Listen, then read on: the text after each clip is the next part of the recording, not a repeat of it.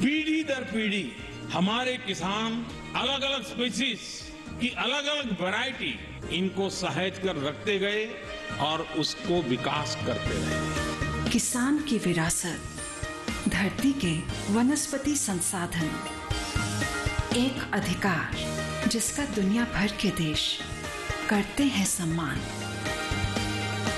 आज भारत उन अधिकारों को दे रहा है नए मुकाम, ताकि और बढ़े किसानों की वंशागत किस्मों की पहचान का अभियान।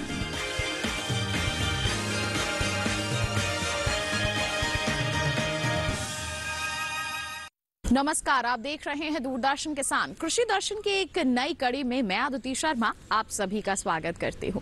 आज का हमारा ये कार्यक्रम खास है क्योंकि खेती किसानी से जुड़ी हम जानकारियां आपके लिए लेकर आए हैं। बताने वाले हैं हम आपको आज हमारे इस कार्यक्रम में औषधीय पौधे तुलसी के बारे में। मुलाकात करवाने वाले हैं हमारी एक सफल महिला किसान उत्तराबाई से, और फिर सरकारी योजनाओं की भी चर्चा होगी। साथ ही आपको हम कृषि मंत्रालय से क्या कुछ खास जानकारी लेकर आए हैं वो भी दिखाएंगे। तो फिर आइए आज के कार्यक्रम की शुरुआत करते हैं।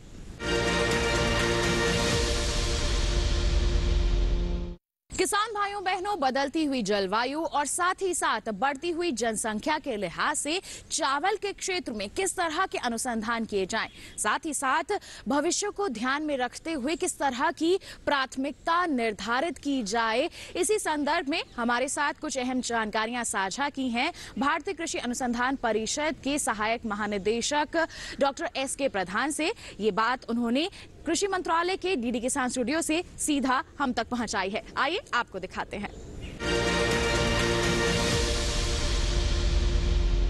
चावल या राइस जो होता है ये हमारा देश के लिए और पूरा विश्व के लिए बहुत इम्पोर्टेंट खाद्य है, क्योंकि ये चावल के ऊपर बहुत सारे ग्लोबल जो बोलते हैं पृथ्वी से जितने लोग हैं 4 बिलियन कम से कम 50% ग्लोबल जो पॉपुलेशन है इसके ऊपर निर्भर करते हैं।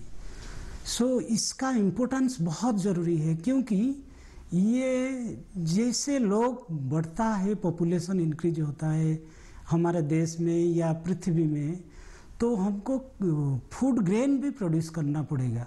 सो अब जो हम लोग प्रोड्यूस कर रहे हैं ये अबाउट है 125 मिलियन टन या 26 मिलियन टन है, जो कि हमारे टारगेट से ऑलमोस्ट 15-20 टन ज़्यादा है, जो कि हम एक्सपोर्ट करते हैं दूसरे देश को, और इसी में हमको बहुत फॉरेन एक्सचेंज में अर्निंग होता है। तो टारगेट, ये जो टारगेट है मैं आपको बता दूं, ये जो राइस जो प्रोडक्शन हो रहा है अब, हम 50 साल पीछे जाएंगे, देखेंगे क्या था हमारा सिचुएशन। हम जब इंडिपेंडेंस हमको मिला था उसी time about we can say 1950s, उस टाइम हमको 20 मिलियन टन का राइस प्रोडक्शन देश में हम लोग कर पाते थे, जो कि आज है 125। सो मतलब ये है ऑलमोस्ट 6 टाइम्स हम पहुंच गए हैं। लेकिन हमारा पॉपुलेशन जो है उस टाइम था 35 करोड़। नाउ आज हम आ गए 140 करोड़ आसपास, 139 करोड़। सो पॉपुलेशन भी बढ़ रहा है बहुत रैपिडली, एंड ये जो राइस प्रोडक्शन भी हम लोग बढ़ाते जा रहे हैं। बट ये जो टॉपिक है आज, इसके ऊपर आगे हम क्या करें, आगे क्या ये ऐसे हम पॉपुलेशन जितना भी बढ़ेगा राइस प्रोडक्शन क्या बढ़ता रहे, कर पाएंगे हम? ये देश के लिए बहुत बड़ा चैलेंज है। क्यों जानते हैं आप, ये जो चेंजिंग क्लाइमेट है, क्लाइमेट चेंज है, टेम्परेचर बढ़ रहा है, बारिश भी कभी कभी बहुत ज़्यादा बारिश होता है, कभी कभी नहीं होता है, ये सडन है। इसको प्रेडिक्शन बहुत सडनली किसान भाइयों को पता नहीं लगता है किस महीना में क्या है, जल्दी से जल्दी आसपास सिचुएशन पता नहीं लगता है। सो ये सब बहुत सारे चैलेंजेस है। इसके ये जो चैलेंजेस के क्लाइमेट चेंज चैलेंजेस है, ये चावल खेती के लिए ज़्यादा प्रॉब्लम है। तो आज प्रॉब्लम को देखते हुए और पॉपुलेशन जो बढ़ रहा है इसको देखते हुए कैसे हम कि हाउ मच कितना हमको चाहिए चावल, तो आगे क्या करना है, ये सब सिचुएशन को हम एनालिसिस करते हैं। ईस्टर्न इंडिया में बहुत कुछ वाटरलॉक्ड एरिया बढ़ने वाला है एंड ये वाटरलॉक्ड एरिया में हम लोग का राइस का चावल का प्रोडक्शन कम होता है, बहुत कम। सो ऐसा प्रेडिक्शन में और इस टाइप को हम कैलकुलेशन में लेंगे जो करेंटली ये कम से कम 6-7 मिलियन हेक्टेयर जमीन वाटरलॉक्ड जमीन है, जलमग्न जिसको बोलते हैं, तो उसी को हम माइनस कर देंगे तो हमारे पास बचता है 32-33 ऐसे कुछ मिलियन हेक्टेयर, 132 या 132 मिलियन हेक्टेयर चावल खेती कल्टीवेशन करने के लिए मिलेगा हमारे पास। 35 मिलियन हेक्टेयर में हम 170 मिलियन टन उस टाइम में प्रोड्यूस करना होगा। 140 बाय 2040-2050। सो हमको ये जो ह्यूज टारगेट है पर हेक्टर, उसका मतलब हमको प्रोडक्शन करना पड़ेगा 5.5 टन पर हेक्टर ये चावल का प्रोडक्शन करना है। चावल उसको पैडी में हम कन्वर्सन कर देंगे तो ये 8 टन से ज़्यादा हो जाएगा। सो 1 हेक्टर में 8 टन हमको प्रोड्यूस करना है उसी टाइम, तब तो हम सबको दे पाएंगे फूड ग्रेन प्रोडक्शन। सो ये बहुत चैलेंज है साइंटिस्ट लोगों के लिए। क्लाइमेट चेंज है, population increasing. Under this situation we have to, हम लोग को सोचना पड़ेगा एक नया तरीका कैसे हम इसका प्रोडक्शन आगे बढ़ाएंगे। सो हमारा जो नया ब्रीडिंग टेक्निक है, ब्रीडिंग प्रिंसिपल है, उसको अपनाना होगा। हमको आगे 8 टन के तरफ जाना होगा। सो अब जो हमारा एवरेज है 4 टन, उसको डबल करना पड़ेगा। सो 20 साल में हमको सपोज हम डबल कर देते हैं प्रोडक्टिविटी, व हमारा जो टोटल प्रोडक्शन को हम डबल कर पाते हैं। नाउ ये जैसे कि 125 मैंने बताया, उस टाइम हमको 170-180 मिलियन टन चाहिए। सो ये एडिशनल जो 60% है, इसी को करना होगा। या ये जो टारगेटेड जिस एरिया में हमको बहुत कम यील्ड मिल रहा है, प्रोडक्शन मिल रहा है, उसी एरिया को कैसे हम टारगेट करेंगे, पर्टिकुलरली ईस्टर्न इंडिया जहाँ चावल का ज़्यादा प्रोडक्शन सेंटर है, उसी को फोकस करते हुए वहाँ कैसे हम क्लाइमेट स्मार्ट व क्लाइमेट रेजिलिएंट जिसको बोलते हैं, जो सपोज ड्राउट भी हो या समर्जेंस हो, फ्लड हो, जैसे किसान को कुछ नुकसान ना हो, उसी टाइप का tolerant smart version of variety बनाना होगा। वो स्मार्ट वर्जन जैसे कि ज़्यादा से ज़्यादा यील्ड होगा, प्लस वो डिजीजेस और स्ट्रेस जो क्लाइमेट चेंज सिचुएशन को भी अंडर वो सिचुएशन में भी वो ज़्यादा प्रोडक्शन दे पाएगा। उसी टाइप का वैरायटी में हम लोग सब टारगेट फोकसिंग ना कैसे आगे उस टाइप का वैरायटी हम करेंगे। अब तो हम लोग बना लिए हैं जैसे कि ड्राउट या शुष्क होता है, या ड्राउट के सिचुएशन प्लस समर्जेंस है या फ्लड हो गया, ये दोनों कैरेक्टर चावल में पौधा में हम लोग डाल चुके हैं। तो ये जैसे कि 2-4 जितने सारे स्ट्रेस होता है क्लाइमेट प्रॉब्लम सिचुएशन में, उसी सब टॉलरेंस उसी का डालना पड़ेगा। तो 2 हो गया है। अब डिजीजेस, इम्पोर्टेंट डिजीजेस भी उसमें डालना होगा, इम्पोर्टेंट पेस्ट भी डालना है, देन सालिनिटी भी डालना है। जो टाइप का सिचुएशन भी हो, तो जैसे कि किसान को कोई ज़्यादा नुकसान ना हो, उसी टाइप का सोचना होगा, आगे बढ़ाना पड़ेगा। क्लाइमेट स्मार्ट व क्लाइमेट रेजिलिएंट जिसको बोलते हैं भी, क्लाइमेट जो भी चेंजेस है हम उसी टाइप का वैरायटी हम किसान को दे पाएंगे। ये होगा हमारा फोकस एरिया।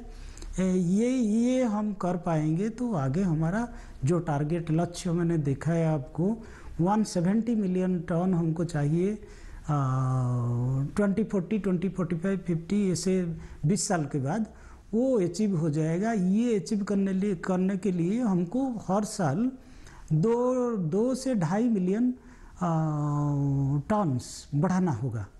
तो हर साल 2-2.5 मिलियन टन बढ़ाना ये बहुत चैलेंजिंग नहीं है, हम कर पाएंगे। 2-2.5 हो जाएगा 20 साल में। ये 45 to 50 मिलियन टन हम एक्स्ट्रा एक्स्ट्रा प्रोडक्शन कर पाएंगे। अब 125 है, अनदर 50 हो जाएगा तो 175 मिलियन टन हम लोग प्रोड्यूस कर पाएंगे चावल में। आइए किसान भाइयों बहनों, अब कार्यक्रम में हम नजर डालते हैं हमारे सेगमेंट विज्ञान और किसान पर।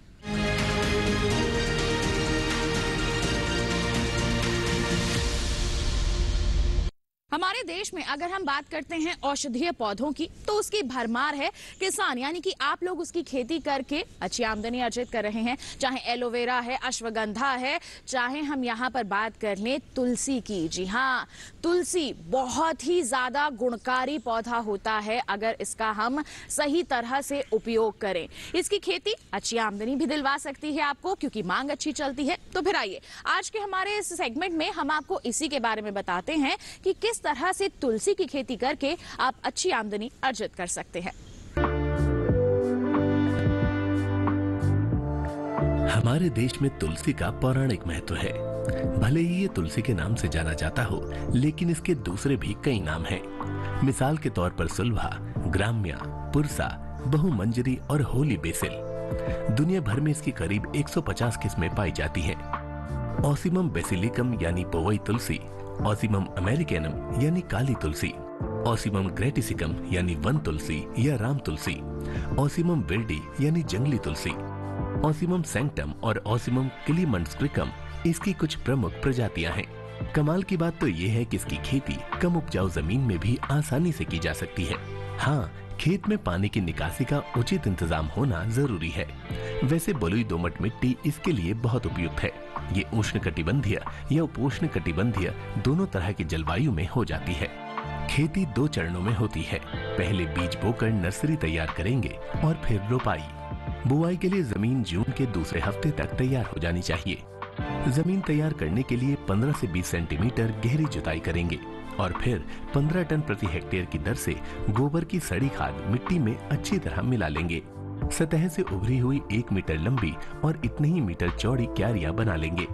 1 हेक्टेयर खेत के लिए 750 ग्राम से 1 किलो बीज, 20 किलो फास्फोरस और 20 किलो पोटाश की जरूरत होगी। इसका बीज सीधे नहीं बोना है, बल्कि रेत या बालू में मिलाकर बुआई करनी है। बीज कतारों में बोने हैं। एक कतार से दूसरी कतार की दूरी 8 से 10 सेंटीमीटर रखनी है। बीज को ज्यादा गहरा नहीं बोना है।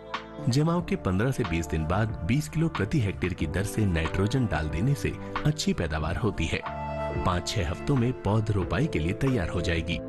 रोपाई मौसम साफ रहने पर दोपहर के बाद ही करें और कतार से कतार की दूरी 60 सेंटीमीटर जबकि पौध से पौध की 30 सेंटीमीटर रखें। चूंकि ये बरसात की फसल है, इसीलिए अगर ठीक ठाक बारिश होती रहे तो सितंबर तक कोई सिंचाई नहीं करनी पड़ती। उसके बाद जरूरत के हिसाब से पानी देते रहना है। रोपाई के 1 माह बाद पहली निराई गुड़ाई करनी है और निराई गुड़ाई के 3-4 हफ्तों बाद दूसरी। खेत अगर बड़ा है तो ये काम ट्रैक्टर से भी किया जा सकता है। तुलसी के लिए 15 टन प्रति हेक्टेयर के हिसाब से गोबर की खाद रोपाई से पहले डालनी है। इसके अलावा 75 से 80 किलो नाइट्रोजन, 40 ग्राम फास्फोरस और 40 किलो पोटाश की जरूरत होगी। रोपाई से पहले फास्फोरस और पोटाश की पूरी मात्रा जबकि नाइट्रोजन की 1/3 मात्रा देनी है। बाकी नाइट्रोजन 2 बार में खड़ी फसल में देना है। रोपाई के 10 से 12 हफ्ते बाद तुलसी कटाई के लिए तैयार हो जाती है। ये वो समय है जब पौधे में पूरी तरह से फूल आ जाते हैं और नीचे के पत्ते पीले पड़ने लगते हैं। इस तरह 1 हेक्टेयर फसल से 20 से 25 टन पैदावार ली जा सकती है, जिसमें 80 से 100 लीटर तेल निकल आता है। तो ये था सेगमेंट विज्ञान और किसान। इसी के साथ बता दें आपको कार्यक्रम में वक्त हो चला है एक छोटे से ब्रेक का। आपका ही मत जाइए, हम जल्द ही हाजिर होंगे। बने रहिए दूरदर्शन किसान पर, देखते रहिए कार्यक्रम कृषि दर्शन।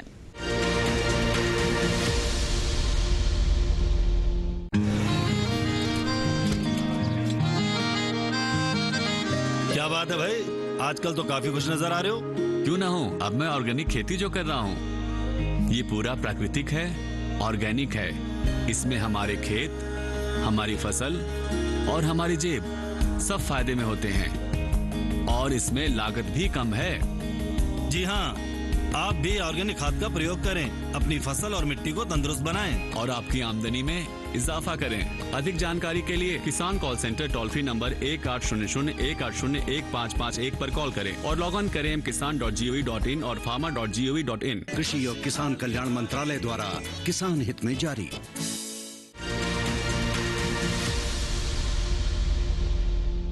ब्रेक के बाद दूरदर्शन किसान के कार्यक्रम कृषि दर्शन में आप सभी का फिर से स्वागत। आइए अब आपको दिखाते हैं अगला सेगमेंट कृषि स्टार्टअप।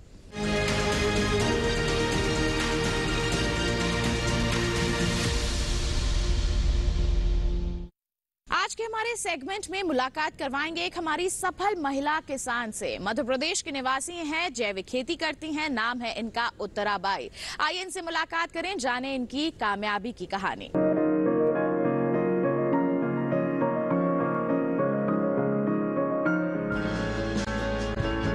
इसमें कोई दो राय नहीं कि भारतीय महिलाएं अपनी कामयाबी का परचम हर क्षेत्र में फहरा चुकी हैं, चाहे डॉक्टर इंजीनियर बनना हो या फिर एक सफल महिला किसान। एक बार जब महिलाएं अपना कदम उठा लेती हैं, तो परिवार आगे बढ़ता है, गांव आगे बढ़ता है और राष्ट्र विकास की ओर बढ़ता है।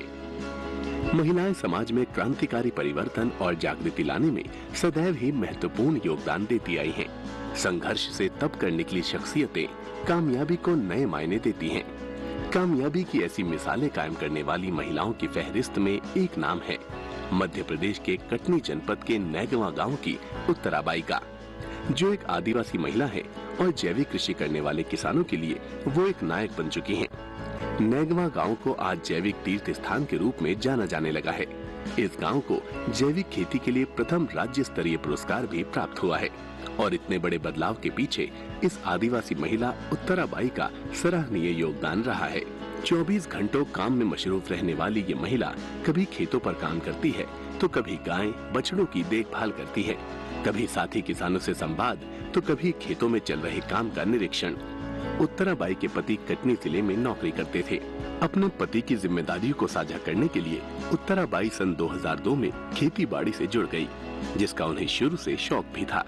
वो अपने घर के बगीचे में फल और सब्जियां उगाते आई थी, जिसके लिए वो गोबर की खाद का उपयोग किया करती थी। उत्तराबाई को कृषि विभाग के वैज्ञानिकों के संपर्क में आकर जैविक कृषि पद्धति के बारे में सही जानकारी मिली। वैज्ञानिकों की सलाह और प्रशिक्षण की मदद से खेती करने वाली वो अपने गांव की पहली महिला किसान थी। वैज्ञानिकों से मिली जानकारी का इस्तेमाल वो अपने खेतों पर करती गई और धीरे धीरे उत्तराबाई ने 6-7 तरीकों की खाद और कीट नियंत्रण बनाना सीखकर उनका इस्तेमाल अपने खेतों में करने लगी।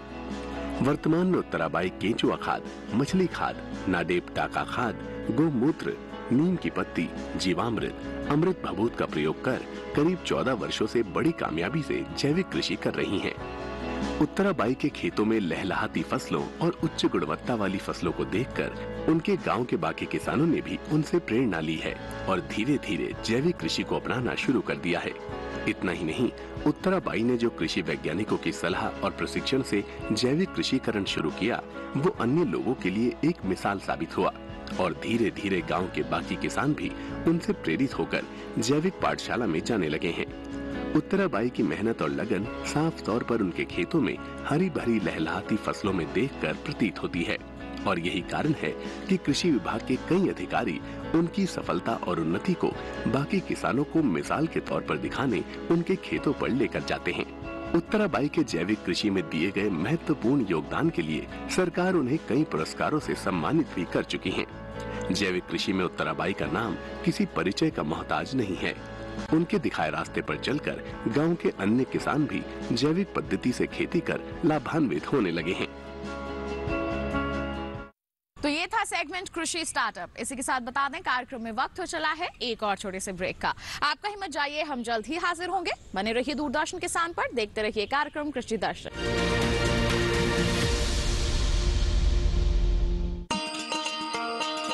किसान भाइयों गांठ बांध लो, गांठ बांध लो, बात बहुत है काम की, समृद्धि के पैगाम की।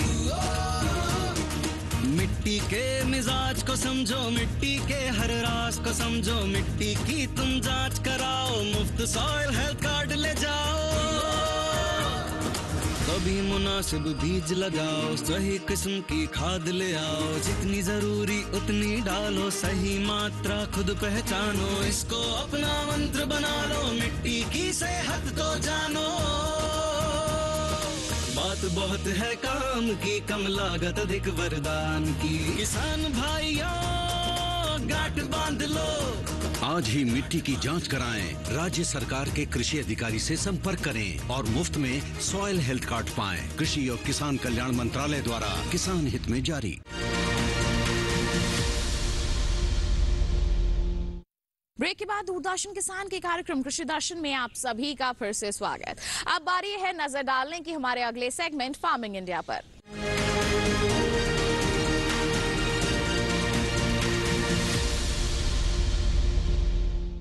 आज हम फार्मिंग इंडिया में बात करेंगे प्रधानमंत्री कुसुम योजना की। जी हाँ, बहुत ही अच्छी योजना है। अगर किसान इसे समझ लें, इसे अपना लें, तो अपने जो मुनाफा है उसे कई गुना तक बढ़ा सकते हैं। जी हाँ, अपनी लागत में कमी ला सकते हैं, अच्छी आमदनी अर्जित कर सकते हैं। कैसे, आइए आपको बताते हैं हमारे सेगमेंट में।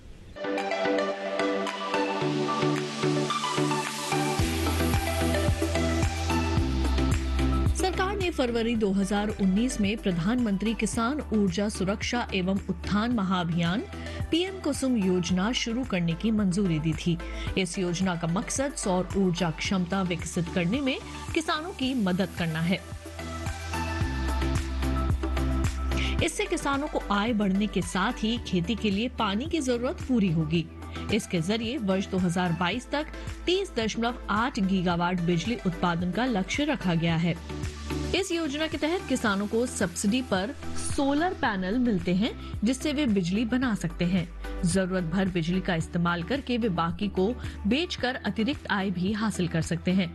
इस योजना में 20 लाख किसानों को सोलर पंप बनाने में मदद की जाएगी। 15 लाख किसानों को ग्रिड से जुड़े सोलर पंप लगाने के लिए धन मुहैया कराया जाएगा। इस योजना पर सरकार ने 34,422 करोड़ रुपए खर्च करने का ऐलान किया है। पीएम कुसुम योजना के 3 घटक हैं। पहला, विकेंद्रित ग्रिड से जुड़ी 10,000 मेगावाट की क्षमता के सोलर पावर प्लांट स्थापित करना, जिसमें हर प्लांट की क्षमता 2 मेगावाट तक की होगी। दूसरा घटक 20 लाख सौर ऊर्जा चालित कृषि पंपों की स्थापना। 15 लाख किसानों के सिंचाई पंप को सोलर पंप से जोड़ना। इस योजना के जरिए बिजली और डीजल से चलने वाले सिंचाई पंप को सोलर एनर्जी से चलने वाले पंप में बदला जाएगा। सोलर पैनल से मिलने वाली बिजली का इस्तेमाल किसान पहले अपने सिंचाई के काम में करेंगे। उसके अलावा जो अतिरिक्त बिजली बचेगी उसे विद्युत बिजली वितरण कंपनी को बेचकर किसान 25 साल तक आमदनी कमा सकते हैं और प्रदूषण भी कम होगा। सोलर पैनल 25 साल तक चलेगा और इसका रखरखाव भी आसान है। इससे किसानों को हर साल 1 एकड़ पर 60,000 रुपए से 1 लाख रुपए तक की आमदनी अगले 25 साल तक हो सकती है। किसानों को अपने में सोलर पैनल स्थापित करने के लिए केवल 10% रकम का भुगतान करना होता है। केंद्र और राज्य सरकार किसानों को बैंक खाते में 60% की सब्सिडी देती है। केंद्र और राज्य की ओर से बराबर का योगदान देने का प्रावधान है और बैंक की ओर से 30% लोन का भी प्रावधान है।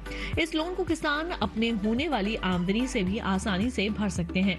किसानों को इस योजना का लाभ उठाने के लिए सरकारी वेबसाइट https://mnre.gov.in पर जाकर रजिस्ट्रेशन कराना होगा। इसके अलावा आधार कार्ड, प्रॉपर्टी के दस्तावेज और बैंक खाते की जानकारी भी देनी होगी।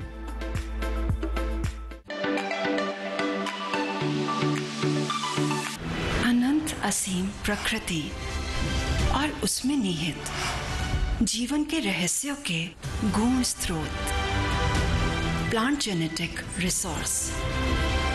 अपनी बायोडायवर्सिटी के संरक्षण और संवर्धन के लिए भारत पूरी तरह संवेदनशील है।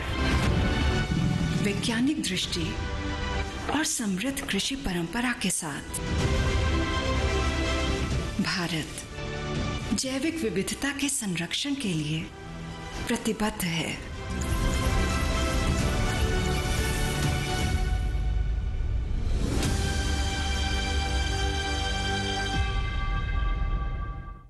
तो ये था सेगमेंट फार्मिंग इंडिया। इसी के साथ बता दें आज के लिए बस इतना ही। उम्मीद है जितनी भी जानकारियां आज के कार्यक्रम के माध्यम से आप तक पहुंचाई गई हैं सभी आपके लिए फायदेमंद साबित हुई होंगी। साथ ही आपको बता दें हमारा ये कार्यक्रम आप दोबारा देख सकते हैं। टीवी स्क्रीन पर दिखाए जा रहे QR कोड को स्कैन कर लीजिए, सीधा पहुंचेंगे हमारे YouTube चैनल पर, दोबारा हमारा ये कार्यक्रम आप देख सकते हैं। इसी के साथ अगर आप जुड़ना चाहते हैं हमसे तो ईमेल कीजिए हमें। ईमेल ID है krishidarshan@gmail.com। आप हमें पत्र भी लिख सकते हैं। पता है हमारा कृषि दर्शन, कमरा नंबर 58, CPC दूरदर्शन, खेलगांव, नई दिल्ली 110049। तो इसी के साथ हमें दीजिए इजाजत। अगले अंक में फिर होंगे हाजिर, तब तक के लिए आप बने रहिए दूरदर्शन के साथ पर। नमस्कार।